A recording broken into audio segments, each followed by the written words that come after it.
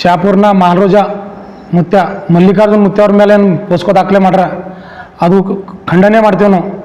ಆ ಮುತ್ಯರ್ದು ಶಕ್ತಿ ಏನದ ಅಂತಂದ್ರೆ ಆ ಮುತ್ಯರ ಭಕ್ತಿಗಳಿಗೆ ಹೊಣದ, ಅಲ್ಲಿ ಮುತ್ಯರ ಬಲ್ಲಿ ಯಾರು ಇರ್ತಾರ ಅವ್ರಿಗೆ ಹೊಣದ ಇದೆ. ನಾ ಪೋಸ್ಕೋ ಕೇಸ್ ಹಾಕ್ಯಾರ, ಮುತ್ಯರ ಮೇಲೆ ಸುಳ್ಳು ಆರೋಪ ಮಾಡ್ರ, ಮುತ್ಯರ ಮುಂದೆ ಬೆಳಿಬಾರ್ದು ಅಂತಂದು ಇನ್ನು ಹಾಗೆ ಹಾಕ್ಯಾರಲ್ಲ, ಅದಕ್ಕೆ ನಾವು ಖಂಡನೆ ಮಾಡುತ್ತಾ ಇವತ್ತು ಪ್ರೆಸ್ ಮೀಟ್ ಕರೆದಿದ್ದೆವು.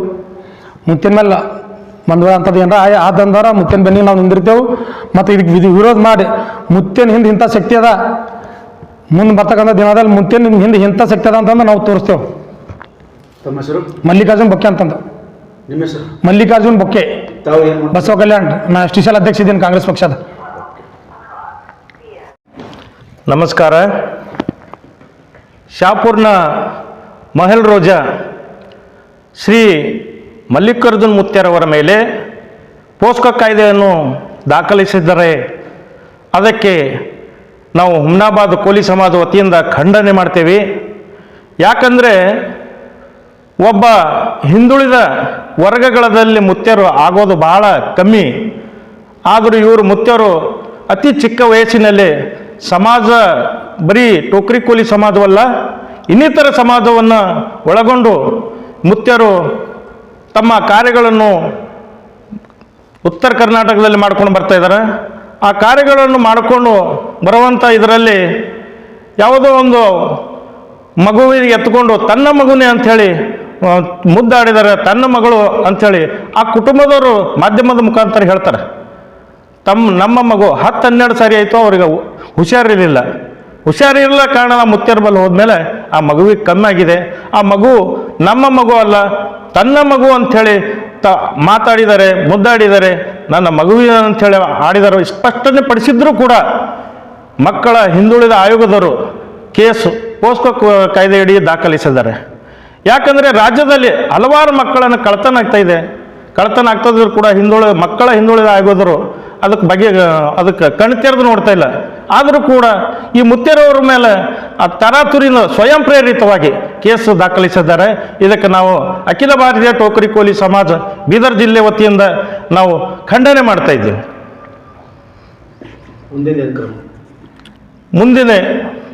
ಮುಂದೆ ಇದೇ ಥರ ಮುತ್ಯರವರ ಮೇಲೆ ಸರ್ಕಾರ ಮತ್ತು ಪೊಲೀಸ್ ಇಲಾಖೆ ಏನಾದರೂ ಕ್ರಮ ಕೈಗೊಳ್ಳೋಕ್ಕೆ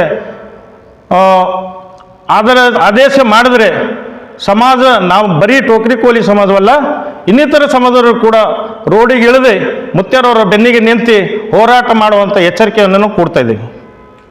ಪ್ರಕರಣ ವಾಪಸ್ ತಕ್ಕೊಳ್ಳೋದಲ್ಲ, ಪ್ರಕರಣವನ್ನು ಸೂಕ್ತವಾದ ತನಿಖೆ ಮಾಡಬೇಕು. ಯಾರ್ಯಾದ್ರೂ ಹಿಂದೆ ಕೈವಾಡ ಇದೆ, ರಾಜಕೀಯ ಕೈವಾಡ ಇದೆ, ಮತ್ತು ಯಾವುದಾದ್ರೂ ಮುತ್ಯರ ಕೈವಾಡ ಇದೆ, ಕೆಲವೊಬ್ಬರು ರಾಜಕೀಯ ಪ್ರೇರಿತವಾಗಿ ಕೈವಾಡ ಇದೆ, ಅದನ್ನು ಸೂಕ್ತವಾದ ತನಿಖೆಯನ್ನು ನಡೆಸಬೇಕಂತೇಳಿ ನಾನು ರಾಜ್ಯ ಸರ್ಕಾರಕ್ಕೆ ನನ್ನ ವತಿಯಿಂದ ಒತ್ತಾಯ ಮಾಡ್ತಾ ಇದ್ದೀನಿ. ಓಂ ಗುರುಭ್ಯೋ ನಮಃ. ಶಾಪುರ್ ತಾಲೂಕಿನ ಮಹಾಲ್ ರೋಜಾದ ಯಮನೂರೇಶ್ವರ ಮಠದ ಪೀಠಾಧಿಪತಿಗಳಾಗಿರ್ತಕ್ಕಂಥ ಮಲ್ಲಿಕಾರ್ಜುನ ಮುತ್ಯ ಅವರ ಮೇಲೆ ಒಂದು ಅಪಾದನೆ ಬಂದಿದೆ. ಏನಂತಂದರೆ ಹೆಣ್ಣು ಮಗುವಿನ ಶೋಷಣೆ, ಇದು ಸತ್ಯಕ್ಕೆ ದೂರವಾದಂಥ ವಿಷಯ. ಇದನ್ನು ನಾವು ಬಹಳಷ್ಟು ಖಂಡನೆ ಮಾಡಿ ಇವತ್ತೊಂದು ವಿಷಯ ತಮ್ಮ ಮುಂದೆ ಹೇಳೋಕ್ಕೆ ಇಚ್ಛಪಡ್ತೀನಿ. ಏನಂತಂದರೆ, ಯಾವುದೇ ಒಬ್ಬ ಸ್ವಾಮೀಜಿ ಬೇಡಿಲಾಕತ್ತಿದ್ರು ಅಂದ್ರೆ, ಮತ್ತು ಅವರ ಮಠದಲ್ಲಿ ಭಕ್ತರ ಸಂಖ್ಯೆ ಹೆಚ್ಚಾಯಿತು ಅಂದ್ರೆ ಮತ್ತೊಬ್ಬರಿಗೆ ತಕ್ಲೀಫಾಗ್ತದೆ. ಯಾಕಂದ್ರೆ ಇಂಥ ಒಂದು ಷಡ್ಯಂತ್ರ ಮಾಡೋದು ಸ್ವಾಭಾವಿಕ. ಮತ್ತೊಬ್ಬರಿಗೆ ತ್ರಾಸಾದ್ಮೇಲೆ ಅವ್ರು ಸುಮ್ಮ ಕೂಡಲ್ಲ. ಆದರೆ ಇದು ಯಾವುದೇ ಒಬ್ಬ ಸ್ವಾಮೀಜಿ ಬೆಳಿಬೇಕಪ್ಪ ಅಂತಂದ್ರೆ ಅವ್ರಿಗೆ ತಂದಿಡ್ತಕ್ಕಂಥ ಒಂದು ಸಂಕಟ, ಮೊದಲನೇ ಅಸ್ತ್ರನೇ ಇದು. ಸ್ತ್ರೀಯರ ಶೋಷಣೆ, ಹೆಣ್ಣು ಮಕ್ಕಳ ಶೋಷಣೆ, ಇಂಥ ಒಂದು ಅಪಾದನೆಗಳನ್ನ ತಂದಿಡುವುದು ಹೊಸದಲ್ಲ. ಇದು ಆದಿ ಅನಾದ ಕಾಲದಿಂದಲೂ ನಡೆದುಕೊಂಡು ಬಂದಂಥ ವಿಷಯ. ಆದರೆ ಇದು ಈಗ ಹೆಂಗಾಗಿದೆ ಅಂದ್ರೆ, ಮೀಡಿಯಾ ಭಾಳಷ್ಟು ಅಭಿವೃದ್ಧಿ ಹೊಂದಿದಂಥ ಒಂದು ಕ್ಷೇತ್ರ. ಇದನ್ನು ದುರ್ಬಳಕೆ ಮಾಡಿಕೊಂಡು ಮಕ್ಕಳ ಶೋಷಣೆ ಅಂತಕ್ಕಂಥ ಒಂದು ಕಾಯ್ದೆಯನ್ನು ಹಚ್ಚಿ, ಪೋಸ್ಕೋ ಹಚ್ಚಿ, ಇದನ್ನು ಸ್ವಯಂ ಪ್ರೇರಣೆಯಿಂದ ಮಾಡಿರ್ತಕ್ಕಂಥ ಒಂದು ದುಷ್ಕೃತ್ಯ. ಇದು ಬಹಳ ಪವಿತ್ರವಾಗಿರ್ತಕ್ಕಂಥ ಈ ಒಂದು ಸುದ್ದಿ ಮಾಧ್ಯಮ ಇದನ್ನು ಪವಿತ್ರ ಮಾಡ್ತಕ್ಕಂಥ ಕೆಲಸ ನಡೀತಾ ಇದೆ. ಇದು ನಡಿಬಾರ್ದು. ಮತ್ತು ಇವರು ಯಾರು ಸ್ವಯಂ ಪ್ರೇರಣೆಯಿಂದ ಈ ಒಂದು ಷಡ್ಯಂತ್ರಕಾರಿಗಳೇನಿದ್ದಾರ ಇವ್ರನ್ನ ಮೊದಲ ಆ ಪದದಿಂದ ವಜಾ ಮಾಡಬೇಕು ಮತ್ತು ಅದನ್ನು ಸೂಕ್ತವಾಗಿ ಶಿಕ್ಷೆಯನ್ನು ಕೊಡ್ತಕ್ಕಂಥದ್ದು ವ್ಯವಸ್ಥೆ ಆಗಬೇಕು. ಮತ್ತು ಈ ಮಲ್ಲಿಕಾರ್ಜುನ ಮುತ್ತೆಯವ್ರ ಮೇಲೆ ಅಂತ ಈ ಒಂದು ಕೇಸನ್ನು ಆಗ್ಯದ ಇದನ್ನು ತಕ್ಷಣ ವಜಾ ಮಾಡಬೇಕು. ಇಲ್ಲದಿದ್ದರೆ ಆಮೇಲೆ ಸುಳ್ಳು ಅಪಾದನೆ ಅಂತ ಅಂದ್ಕೊಂಡು ಇದನ್ನು ವಜಾ ಮಾಡಿ ಆ ಮಾಡಿದಂಥ ದುಷ್ಕೃತ್ಯ ಮಾಡಿದಂತಹ ಒಂದು ವ್ಯಕ್ತಿಗಳಿಗೆ ಶಿಕ್ಷೆಯನ್ನು ಕೊಡ್ತಕ್ಕಂಥ ಕೆಲಸ ಆಗಬೇಕು. ಒಂದು ವೇಳೆ ಆಗದಿದ್ದರೆ ನಾವು ಉಗ್ರ ಹೋರಾಟವನ್ನು ಮಾಡಬೇಕಾಗ್ತದೆ. ಯಾಕಂತಂದ್ರೆ ಒಬ್ಬ ಸ್ವಾಮೀಜಿಗೆ ಬಂದಂತಹ ಈ ಒಂದು ಅಪಾದನೆ ಎಲ್ಲ ಸ್ವಾಮೀಜಿಗಳಿಗೂ ಬರ್ಬೋದು, ಇದೇನು ಹೊಸದಲ್ಲ. ಆದರೆ ಇಂಥ ಒಂದು ಷಡ್ಯಂತ್ರಕಾರಿ ರಚನೆಯನ್ನು ಯಾರೇ ಮಾಡಿರಲಿ ಅವರೆಲ್ಲರಿಗೂ ನಾವು ಖಂಡಿಸ್ತೀವಿ. ಇದನ್ನು ಮುಂದೆ ಇಂಥ ಕೃತ್ಯಗಳು ಆಗಬಾರ್ದು. ಈಗ ಇದನ್ನು ಇಷ್ಟೊಂದು ಹೇಳಿ ನನ್ನ ಈ ಎರಡು ನಮ್ಮ ಹೋರಾಟ ಮುಂದೆ ಭಾಳಷ್ಟು ಉಗ್ರವಾಗಿರ್ತಕ್ಕಂಥದ್ದು ಇರ್ತದೆ. ಅದಕ್ಕಾಗಿ ಪೊಲೀಸ್ ಇಲಾಖೆಯವರಾಗಲಿ ಸರ್ಕಾರದವರಾಗಲಿ ಯಾರೇ ರಾಜಕೀಯ ವ್ಯಕ್ತಿಗಳಾಗಲಿ ಇದಕ್ಕೆ ಕುಮ್ಮಕ್ಕು ಕೊಡಬಾರ್ದು. ಇದನ್ನು ತಕ್ಷಣ ವಜಾ ಮಾಡಬೇಕು. ಇದರಿಂದ ಸಾಕಷ್ಟು ಸಮಾಜಕ್ಕೆ ಒಂದು ತಪ್ಪು ಸಂದೇಶ ಹೋಗ್ತಾ ಇದೆ. ಆ ತಪ್ಪು ಸಂದೇಶಗಳನ್ನು ಹೋಗಲಾರ್ದಂಗೆ ತಡೆ ಮಾಡಬೇಕು. ಮತ್ತು ಇನ್ನೂ ಕೆಲವು ಮಕ್ಕಳು ಈಗ ತಾನೇ ಹೇಳಿದಂಥ ನಮ್ಮ ರಾಷ್ಟ್ರೀಯ ಅಧ್ಯಕ್ಷರಾಗಿರ್ತಕ್ಕಂಥ ಬೀದರ್ ಜಿಲ್ಲೆಯ ಅಧ್ಯಕ್ಷರಾಗಿರ್ತಕ್ಕಂಥ ಅಶೋಕ್ ಕೋಳಿ ಅವರು ಹೇಳಿದರು, ಮಕ್ಕಳ ಅಪಹರಣ ಆಗ್ತಾ ಇದೆ, ಮಕ್ಕಳ ಶೋಷಣೆ ಆಗ್ತಾ ಇದೆ. ಈ ಮಹಿಳಾ ಮತ್ತು ಮಕ್ಕಳ ಆರೋಗ್ಯ ಆಯೋಗದವರು ಏನಿದ್ದಾರೆ ಇವರು ಕಣ್ಣು ಮುಚ್ಚಿ ಕುಳಿತುಕೊಂಡಿದ್ದಾರೆ. ಕಣ್ಣು ಎಲ್ಲಿ ತೆರಿಬೇಕು ಅಂದರೆ ಎಲ್ಲಿ ಅನ್ಯಾಯ ಆಗ್ತದೆ ಅಲ್ಲಿ ಕಣ್ಣು ತೆರೀರಿ, ಅಂದ್ರೆ ನಿಮಗೊಂದು ಆಯೋಗಕ್ಕೊಂದು ಒಳ್ಳೆಯ ಹೆಸರು ಬರ್ತದ.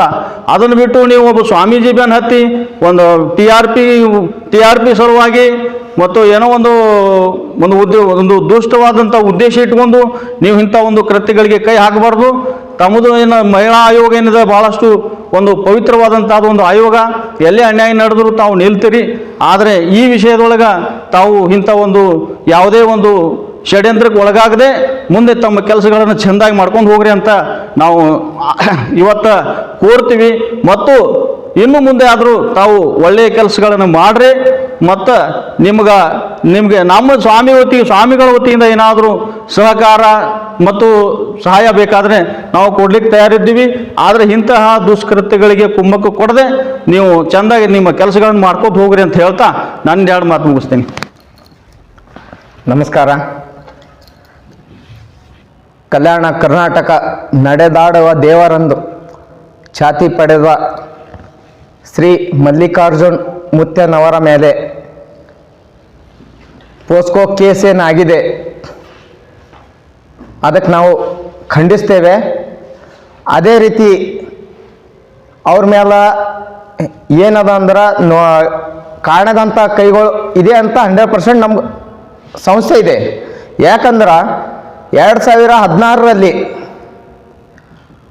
ಅವ್ರ ತಂದೆಯವ್ರದೊಂದು ಮರ್ಡರ್ ಆಗಿತ್ತು. ಮರ್ಡರ್ ಆದಾಗ ದೊಡ್ಡ ಪ್ರಮಾಣದಲ್ಲಿ ಶಾಪೂರ್ ಬಂದ್ ಮಾಡಿರು. ಅವ್ರ ತಂದೆಯವ್ರು ತೀರ್ಕೊಂಡ ನಂತರ ಇವರು ಏನದ ಅಂದ್ರೆ ಒಂದು ದೊಡ್ಡ ಶಕ್ತಿ ಬಂದಿದೆ ಅವ್ರಿಗೆ, ಮಲ್ಲಿಕಾರ್ಜುನ್ ಮುತ್ತೆ ಅವ್ರಿಗೆ ಹೆಂಗಿದೆ ಅಂದ್ರೆ ಭಕ್ತಿಯವರು ಆಂಧ್ರ ಪ್ರದೇಶ, ತೆಲಂಗಾಣ, ಮಹಾರಾಷ್ಟ್ರ, ಇಡೀ ನಮ್ಮ ಕರ್ನಾಟಕ ನುಡಿದಂಥ ಸ್ವಾಮೀಜಿ ಯಾರಂದ್ರೆ ಮಲ್ಲಿಕಾರ್ಜುನ್ ಮುತ್ತೆಯವರು ಅಂತ ಇಡೀ ನಮ್ಮ 4 ಸ್ಟೇಟಲ್ಲಿ ಒಂದು ದೊಡ್ಡ ಹೆಸರಾಗಿದೆ. ಅದಕ್ಕಾಗಿ ಅವ್ರಿಗೆ ಏನದ ಅಂದ್ರೆ 8 ವರ್ಷ ಹಿಂದೆಗಡೆನೆ ಅವ್ರ ತಂದೆಯವರು ಮರ್ಡರ್ ಆಗಿತ್ತು. ನಮ್ಗೆ ಅವಾಗಿನ ಹಿಡಿದು ಇವ್ರು ಈ ಥರ ಬೆಳೀತಾ ಇದ್ದಾರಂದ್ರೆ ಇದಕ್ಕೆ ಈ ಕೇಸಿಗೆ ಇವ್ರ ಮೇಲೆ ಏನು ಕೇಸ್ ಆಗ್ಯದ ಅದಕ್ಕೆ ಹಿಂದೆ ಕಾಣದಂಥ ಕೈಗಳು ಇದೆ ಅಂತ ನಮ್ಗೆ ಸಂಶಯ ಇದೆ. ಹೀಗಾಗಿ ಇದಕ್ಕೇನದ ಅಂದ್ರೆ ನಾವು ಬೀದರ್ ಜಿಲ್ಲಾದಿಂದ ಪ್ರತಿಯೊಂದು ತಾಲೂಕದಿಂದ ಖಂಡಿಸ್ತೇವೆ. ಇದಕ್ಕೆ ಸೂಕ್ತವಾದಂಥ ತನಿಖೆ ಆಗಬೇಕು. ಇದರಿಂದ ಯಾರಿದ್ದಾರ ಯಾರಿಲ್ಲ ಏನಿದೆ ಅಂತ ನಮ್ಗೆ ಗೊತ್ತಾಗಬೇಕು. ಸಪೋಸ್ ಇದಕ್ಕೆ ಅವ್ರ ಮೇಲೆ ಕೇಸ್ ಆಗಿದೆ, ಅವರ ಏನೇ ಅರೆಸ್ಟ್ ಅದು ಏನೇ ಇದಕ್ಕೆ ಮುಂದುವರಿತು ಅಂದ್ರೆ ಇಡೀ ನಾವು ಅವ್ರೇನು ಭಕ್ತರಿದ್ದೆವು ಪ್ರತಿಯೊಂದು ಜಿಲ್ಲಾದಿಂದ ಪ್ರತಿಯೊಂದು ತಾಲೂಕದಿಂದ ಅವರು ಬೆಂಬಲ ಕೊಡ್ಲಾಕ ನಾವು ಸಿದ್ಧ ಆಗಿದ್ದೆವು. ಮತ್ತು ಅವ್ರಿಗೆ ಏನೇ ಆಯ್ತು ಅನಾಥ ಅವ್ರಿಗೆ ಹಿಂದೆ ಯಾರೇ ಇಲ್ಲ ಅಂತ ತಿಳ್ಕೊಬೇಡ್ರಿ. ಇಡೀ 4 ಸ್ಟೇಟ್ ಜನ ಅವ್ರ ಹಿಂದಿದ್ದಾರ, ಅವರೊಂದು ಸಮಾಜ ಸೇವೆ ಮಾಡ್ತಿದ್ದಾರ. ಆ ಥರ ಇತ್ತಂದ್ರೆ ನಮ್ಮ ಕರ್ನಾಟಕ ರಾಜ್ಯದ ಮಂತ್ರಿಗಳಾಗಲಿ ಎಮ್ ಎಲ್ ಎಗಳಾಗಲಿ ಅವ್ರ ಮಟ್ಟಕ್ಕೆ ಯಾಕೆ ಹೋಯ್ತಿರು? ಅಷ್ಟೆಲ್ಲ ಬಜೆಟ್ ಯಾಕೆ ಕೊಡ್ತೀರು? ಹೀಗಾಗಿ ಅವ್ರ ಹಿಂದ ಒಂದು ದೊಡ್ಡ ಷಡ್ಯಂತ್ರ ಇದೆ. ಹೀಗಾಗಿ ಇದಕ್ಕೆ ಏನದ ಅಂದ್ರೆ ಕೂಡಲೇ ಗೃಹ ಮಂತ್ರಿಗಳು ಮತ್ತು ಮುಖ್ಯಮಂತ್ರಿಗಳು ಮತ್ತು ಯಾದಗಿರಿ ಜಿಲ್ಲಾ ಉಸ್ತುವಾರಿ ಸಚಿವರು ಕೂಡಲೇ ಇದಕ್ಕೆ ಏನದ ಅಂದ್ರೆ ಪರಿಶೀಲನೆ ಮಾಡಿ ಅದರಿಂದ ಯಾರ ಕೈ ಇದೆ ಅಂತ ಅವರಿಗೆ ಅರೆಸ್ಟ್ ಮಾಡಬೇಕು. ಇವರಿಗೆ ಒಂದು ಮಗುವಿಗೆ ಎತ್ಕೊಂಡು ಮುದ್ದಾಡಿದ್ದಾರೆ. ಅವರ ತಾಯಿ ತಂದೆ ಎಲ್ಲರೂ ಅದೇ ರೂಮಿನಲ್ಲಿ ಇದ್ದಾರೆ ಎತ್ಕೊಂಡು. ಅವರು ಈಗ ಎಷ್ಟೋ ವರ್ಷದಿಂದ ಹುಡುಗಿಗೆ ಆರಾಮಿದ್ದಾಗ ಎತ್ಕೊಂಡು ಹೋಗಿ ಒಂದು 2-3 ತಿಂಗಳು ಒಡಾಡಿದಾಗ ಅವ್ರಿಗೆ ಆರಾಮಾಗಿದೆ. ಅದೇ ಥರ ನಮ್ಮ ಊರಿಗೂ ಬಂದಿರು, ಹುಮ್ನಾಬಾದ್ ತಾಲೂಕು ಹುಡುಗಿ ಗ್ರಾಮಕ್ಕೆ ನಮ್ಮ ಮನೆಗೂ ಬಂದಿರು, ನಮ್ಮ ಮಗುವಿಗೆ ಎತ್ಕೊಂಡಿರು, ಮತ್ತೆ ನನ್ನ ಮಗಳಿಗೆ ನಮ್ಮ ಮಗನಿಗೆ ಎಲ್ಲ ಎತ್ಕೊಂಡಿರು ಅಂದ್ರೆ ನಾವೆಲ್ಲ ಅದೇ ಥರ ತಿಳ್ಕೊಬೇಕಾ? ಹಾಗಾಗಿ ಇದರಿಂದ ಕಾಡದಂಥ ಕೈಗಳಿದೆ. ಸುಮಾರು 10 ವರ್ಷ ಹಿಂದಿನ ಹಿಡಿದು ಅವ್ರ ಫ್ಯಾಮ್ಲಿಗೆ ಇದು ಟಾರ್ಚರ್ ಮಾಡ್ತಾನೆ ಇದ್ದಾರೆ. ಬಟ್ ಅದೇ ಪ್ರಕಾರ ಈಗೂ ಅವ್ರ ತಂದೆಯರಿಗೆ ಹ್ಯಾಂಗಾಗ್ಯದ ಹಾಗೆ ಇವ್ರ ಮ್ಯಾಲ ಯಾವುದೇ ರೀತಿ ಅವರಿಗೆ ಏನದ ಅಂದ್ರೆ ಯಾವ ಥರ ಇವ್ರಿಗೆ ಸಿಕ್ಕಿಸ್ಬೇಕು ಅಂಬೋದು ಅವರಿಗೆ ಇದು ಸಿಕ್ಕಿಲ್ಲ. ಹಾಗಾಗಿ ಇದು ಕೂಸಿಗೆ ಒಂದು ಎದುರು ಇಟ್ಕೊಂಡು ಅವ್ರ ಮೇಲೆ ಒಂದು ಆರೋಪ ಮಾಡ್ಲತ್ತಾರ. ಹೀಗಾಗಿ ತಮ್ಮ ಮೂಲಕ ಕೇಳ್ಕೊಳ್ಳೋದು ಏನಂದರೆ ಸೂಕ್ತ ಆಗಿ ಅವ್ರ ಮೇಲೆ ತನಿಖೆ ಮಾಡಿ ಕ್ರಮ ಕೈಗೊಳ್ಬೇಕಂತ ನಿಮ್ಮ ಕೇಳ್ತು.